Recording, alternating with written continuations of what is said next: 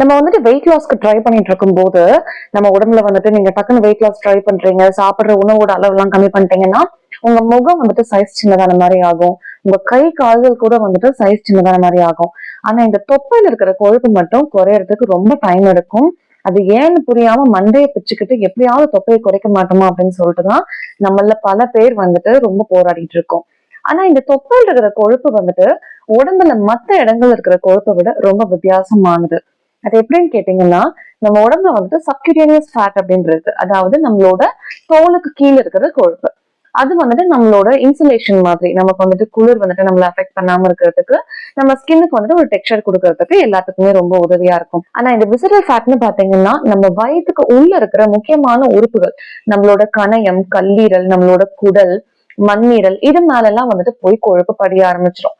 இது வந்துட்டு ஏன் இப்படி படியுதுன்னா, முன்னாடி நம்மளோட முன்னோர்கள் காலத்துல எல்லாம் பாத்தீங்கன்னா, அவங்க வந்துட்டு இந்த வேட்டைக்கெல்லாம் போகும்போது அவங்களுக்கு வந்துட்டு ஏதாவது பஞ்சம் வரும். எப்பவுமே வந்துட்டு உணவு கிடைச்சிட்டே இருக்கும்னு சொல்ல முடியாதுல்ல. முக்கியமா வந்துட்டு ஏதாவது பஞ்சம் வரும்போது இந்த கொழுப்பு வந்துட்டு முக்கியமான உறுப்புகள் மேலேயே போய் ஸ்டோர் ஆகும் போது அது வந்துட்டு ஈஸியா உடம்பு யூஸ் பண்ணிக்கும். சோ அதனால வந்துட்டு வயிற்றுல வந்துட்டு ஒரு ஸ்டோரிங் சிஸ்டம் மாதிரி, பேக்கப் மாதிரி வந்துட்டு உடம்பு ஸ்டோர் பண்ண ஆரம்பிச்சது. அது வந்துட்டு ஒரு சர்வைவல் மெக்கானிசம் தான்.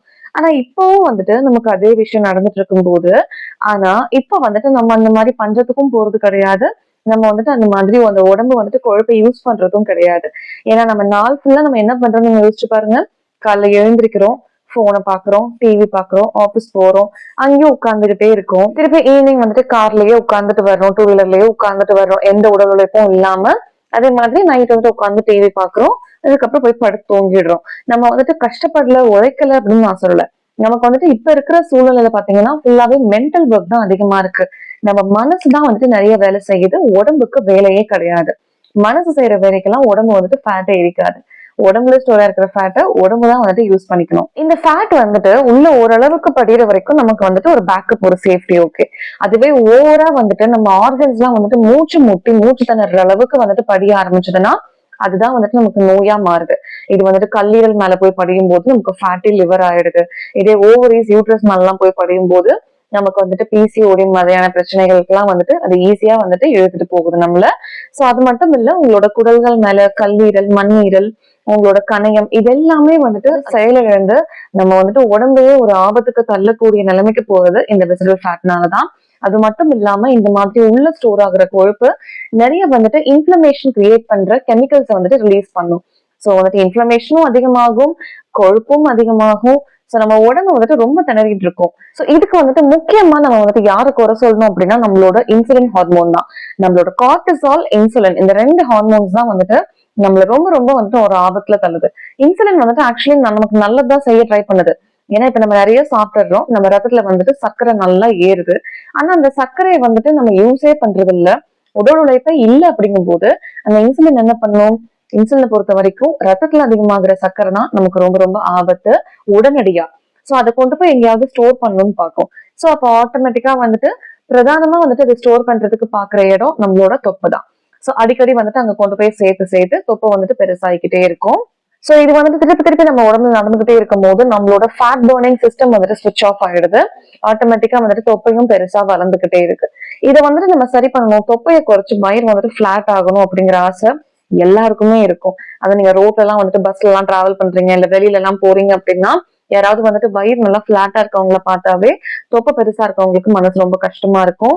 நானும் ஒரு காலத்துல இப்படிதான் இருந்தேன், ரொம்ப ஒல்லியா இருந்தேன், ஃபிட்டா இருந்தேன். இப்ப பாருங்க எப்படி ஆயிட்டேன் அப்படிங்கறதுதான் அவங்களோட புலம்பலா இருக்கும். சோ நீங்களும் அந்த மாதிரி ஃபிட் ஆகுறதுக்கும் வயிறு வந்துட்டு பிளாட் ஆகுறதும் ரொம்ப ரொம்ப சுலபமான விஷயம் தான். அதை சுலபமா செய்யறதுக்கு ரெண்டு முக்கியமான டிப்ஸ் தான் நம்ம இந்த வீடியோல பார்க்க போறோம். முதல் விஷயம் பாத்தீங்கன்னா, நீங்க வந்துட்டு நிறைய ஒர்க் அவுட் எல்லாம் பண்றீங்க, ஜிம்முக்கு போய் மணிக்கணக்கா ஸ்பெண்ட் பண்றீங்க, எக்ஸசைஸ் நிறைய பண்றீங்க, ரன்னிங் எல்லாம் பண்றீங்க அப்படின்னாலும் அதெல்லாம் உங்களால பண்ண முடியல அப்படின்னாலும் ஓகே.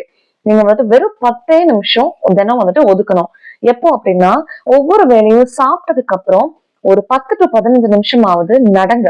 நடங்க அப்படின்னா நீங்க வந்துட்டு ரொம்ப வேகமா நாய் துரத்துற மாதிரி இல்ல கரடி துரத்துற மாதிரி எல்லாம் நடக்க தேவையில்லை. ரொம்ப ரிலாக்ஸ்டா நடங்க. நீங்க ஒரு மியூசிக் கேட்டு கூட நடக்கலாம். அந்த மாதிரி நடக்கும்போது உங்களோட கார்டிசால் லெவலும் வந்துட்டு அதிகமாகாது. உங்க காலில் இருக்கக்கூடிய தசைகள் வந்துட்டு உடனடியா வந்துட்டு எனர்ஜிக்காக நம்ம ரத்தத்துல அதிகமாகிற சர்க்கரையை உறிஞ்ச ஆரம்பிக்கும். அந்த மாதிரி உடனடியா வந்துட்டு தசைகள் உறிஞ்ச ஆரம்பிச்சதுன்னா அதுக்கு நம்ம உடம்புல இன்சுலினுக்கு பெரிய பங்கு இருக்காது. தசைகள் வந்துட்டு டைரக்டாவே தசைகள் இருக்க செல்கள்லாம் கதவை வந்துட்டு திறந்து கொடுக்கும் சுகரை வந்துட்டு எடுத்துக்கிறதுக்கு. சோ இப்படி நீங்க பண்ணும்போது ரத்தத்துல வந்துட்டு எக்ஸ்ட்ரா சுகரும் இருக்காது. இதனால வந்துட்டு நீங்க சுகரையும் குறைக்க முடியும். எக்ஸ்ட்ரா சர்க்கரை எல்லாம் வந்துட்டு தொப்பையில போய் கொழுப்பா சேர்ந்து படியறதையும் நம்மளால ஸ்டாப் பண்ண முடியும். சோ நீங்க எப்ப தொப்பையில கொழுப்பு படியறதை நிறுத்துறீங்களோ அப்போ ஆட்டோமேட்டிக்கா உங்களோட ஃபேட் பர்னிங் சிஸ்டம் வந்துட்டு ஆன் ஆயிடும். வயிற்றுல இருக்கிற கொழுப்பை வந்துட்டு உடம்பு யூஸ் பண்ண ஆரம்பிச்சிடும். சோ இந்த மாதிரி நீங்க ஒவ்வொரு வேலையும் சாப்பிட்டதுக்கு அப்புறம் ஒரு 10 to 15 நிமிஷம் வந்துட்டு ரிலாக்ஸ்டா ஒரு வாக்கிங் போனீங்கன்னாவே உங்க ரத்த சர்க்கரை வந்துட்டு ரொம்ப ஸ்பைக் ஆகுறது 30% to 40% வரைக்குமே கம்மியாகும் அப்படின்னு சொல்லிட்டு கண்டுபிடிச்சிருக்காங்க. ஆனா வந்துட்டு நீங்க வேகமா நடக்கக்கூடாது. இப்ப வந்துட்டு ரொம்ப ஸ்ட்ரெஸ்ஃபுல்லா எதையாவது ஒரு விஷயத்த யோசிச்சு நடக்கக்கூடாது. அப்படி பண்ணீங்கன்னா நீங்க ஸ்ட்ரெஸ் ஆனீங்கன்னாவே உடம்பு வந்துட்டு ஓகே நமக்கு ஏதோ ஒரு ஆபத்து அப்படின்னு நினைச்சுக்கோ. அப்போ ஆட்டோமேட்டிக்கா உங்களோட ஜீரண மண்டலத்துக்கு போக வேண்டிய ரத்தம் எல்லாமே உடம்போட மத்த பகுதிகளுக்கு, அதாவது உங்களை இமீடியட்டா காப்பாத்துறதுக்கு தேவையான இடங்களுக்கு ரத்தம் வந்துட்டு போக ஆரம்பிச்சிடும். இதனால உங்களோட ஜீரணமும் வந்துட்டு பாதிக்கும். ஸ்ட்ரெஸ் வந்துட்டு அடிக்கடி வர்றது உங்களுக்கு நல்லது கிடையாது. அதனால ஒரு ரிலாக்ஸ்டான 10 to 15 நிமிஷம் வாக்கிங் போனீங்கன்னாவே உங்க உடம்புல வந்துட்டு ஃபேட் பர்னிங் சூப்பராவே நடக்கும். ஆனா இந்த ஒரு விஷயத்த மட்டும் பண்ணா போதுமா அப்படின்னு கேட்டீங்கன்னா கிடையாது. நீங்க வந்துட்டு இன்னொரு விஷயமும் பண்ணணும். நீங்க பாட்டுக்கு கண்ட விருந்துக்கும் போயிட்டு வயிறு நிரம்ப கழுத்து வரைக்கும் சாப்பிடுறீங்க, கண்ட இனிப்பு ஸ்வீட்ஸ் அது இதுன்னு சாப்பிடுறீங்க, பிரியாணி சாப்பிடுறீங்க, பரோட்டா சாப்பிடுறீங்க, எல்லாத்தையும் ஒரே நாள்ல சாப்பிடுறீங்க. அதுக்கப்புறம் நான் ஒரு 10 நிமிஷம் மட்டும் நடந்தா போதுமா, எனக்கு வந்துட்டு தொப்பை குறைஞ்சிருமா அப்படின்னு கேட்டீங்கன்னா அங்கதான் உங்களுக்கு செக் பாயிண்டே இருக்கு. அந்த மாதிரி சாப்பிடாம நம்ம ஜாப்பனீஸ் மக்கள்லாம் வந்துட்டு ஒரு முக்கியமான டெக்னிக் வந்துட்டு யூஸ் பண்ணுவாங்க.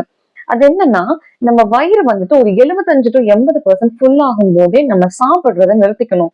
நம்ம ஊர்ல எல்லாம் வந்துட்டு மறு சாப்பாடு வைப்பாங்கல்ல, ஐயோ தயவு செஞ்சு இன்னும் கொஞ்சம் வச்சுக்கோங்கன்னு பரிமாறுறவங்க அன்போடு சொல்லுவாங்க. ஆனா நீங்க வயித்தை குறைக்கணும் இல்ல வெயிட்ட குறைக்கணும் அப்படின்னா அந்த மறு சாப்பாடு தயவு செஞ்சு வாங்காதீங்க. முடிஞ்ச அளவுக்கு முதல்ல வாங்குற சாப்பாடே அளவு கொஞ்சம் கம்மியா வாங்கிக்கோங்க.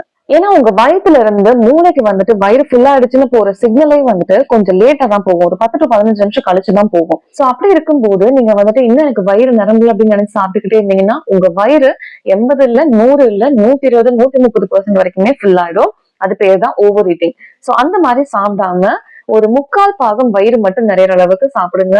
நம்ம நேச்சுரோபதியில என்ன சொல்லுவோம்னா அரை வயிறு மட்டும் சாப்பிடுங்க, 1/4 வயிறு தண்ணி, 1/4 வயிறு வந்துட்டு காலியா விடுங்கன்னு சொல்லுவோம். எடுத்துக்காட்டுக்கு இப்ப வந்துட்டு ஒரு வாஷிங் மிஷின்ல நீங்க துணி போடுறீங்க. உங்க வீட்டு வாஷிங் மிஷின்ல நல்லா வந்துட்டு நிறைய துணி இருக்கு அப்படின்னு சொல்லிட்டு எல்லா துணியும் போட்டு ஓவர்லோட் பண்ணா மிஷின் சுத்தமா சுத்தாதா? உங்களுக்கு வந்துட்டு எரர் காமிக்கும்ல. அப்ப வந்துட்டு உங்க வயிற்றுலயும் அதே மாதிரிதான். இப்ப வந்துட்டு நீங்க உணவு அதிக அளவு கொடுக்குறீங்க, அங்க வந்துட்டு உள்ள ஸ்பேஸே இல்லங்கும் போது நம்ம உடம்புல ஜீரணம் எப்படி நடக்கும்?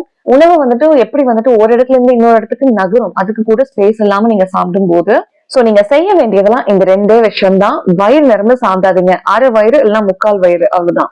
அரை வயிறு சாப்பிட்டீங்கன்னா இன்னுமே வெயிட் லாஸ் வந்துட்டு சூப்பரா நடக்கும். சாப்பிட்டதுக்கு அப்புறம் ஒரு 10 to 15 நிமிஷம் கண்டிப்பா வந்துட்டு நடக்கணும். இது வந்துட்டு நீங்க ஒரு நாள் 2 நாள் ட்ரை பண்ணிட்டு ஐயோ எனக்கு வயிறே குறையல அப்படின்னு சொல்லிட்டு திருப்பி போய் பானிபூரி கடையில பிரியாணி கடையில உட்கார்ந்தீங்கன்னா வேலைக்கு ஆகாது. குறைஞ்சபட்சம் ஒரு 30 to 40 நாளாவது கன்சிஸ்டன்டா பண்ணுங்க. நீங்க வந்துட்டு ஒரு பிசினஸ் ஸ்டார்ட் பண்றீங்கன்னா கூட உங்களுக்கு ஒரு நாள் 2 நாள்ல ரிசல்ட்ஸ் கிடைக்காது. தொடர்ந்து வந்துட்டு வருஷ கணக்கா முயற்சி பண்ணீங்கன்னா தான் அது வந்துட்டு உங்களுக்கு ஈஸியா வந்துட்டு வெற்றியை தேடி தரும். அதே மாதிரிதான் எந்த ஒரு விஷயத்த பண்ணாலும் உடனே கிவ் அப் பண்ணாம கொஞ்சம் கன்சிஸ்டன்டா பண்ணுங்க. இந்த 2 விஷயத்த உடனே பண்ண ஸ்டார்ட் பண்ணுங்க. உங்க உடம்புல வந்துட்டு ஒரு மேஜிக் நடந்த மாதிரி கொழுப்பு கொஞ்சம் கொஞ்சமா குறைய ஆரம்பிக்கும். கண்டிப்பா கூடிய சீக்கிரம் நீங்க நினைச்ச மாதிரி வயிறும் பிளாட் ஆகும், உடம்பும் ஃபிட் ஆகும். கண்டிப்பா ட்ரை பண்ணி பார்த்துட்டு எப்படி இருந்ததுன்னு கமெண்ட்ல சொல்லுங்க. அடுத்த வீடியோல பார்க்கலாம். நன்றி.